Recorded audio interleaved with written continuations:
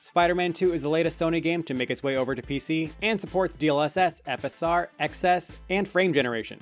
Is your current GPU up to playing it? Starting off with VRAM at 900p, very low quality settings, you would need an 8GB card for the best experience. Bumping all the way up to 4K doesn't really increase that number all that much, with it now only needing a little over 9GB. Going to maximum quality settings though is a bit bigger of a jump, with it now needing almost 10GB at 900p and almost 12GB at 4K. If you're looking for ray tracing though, the numbers only increase from here, with it needing almost 12GB at 900p with maximum quality settings and ray tracing, and that ballooning up to 14.5GB up at 4K. Thankfully, if your card can enable Ray Reconstruction, that doesn't increase the VRAM usage that much, with it requesting just over 12GB at 900p and a little over 15GB at 4K. And if you're looking to enable frame generation, that'll increase the VRAM usage by about 800GB. And taking a look at the 1080p results at max quality settings and no ray tracing, just about every single card is able to play this game at 30 FPS.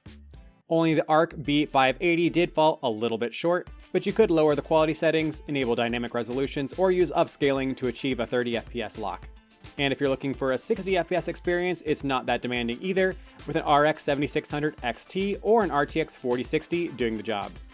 If you're looking for above 100 FPS, that can be achieved with an RTX 3080 or an RX 6800 XT.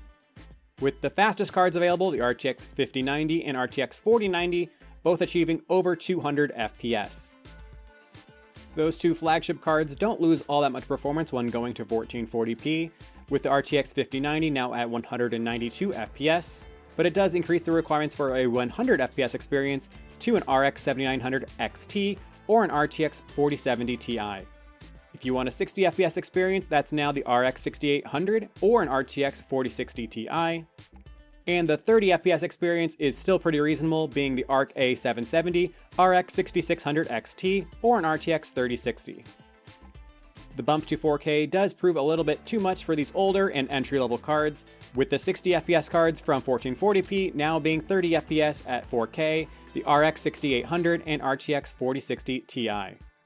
If you want a 60 FPS experience at 4K, that's now the RX 7900 XTX and the RTX 4070 Ti Super. With the fastest GPU, if you can find it, is the RTX 5090 at 124 FPS.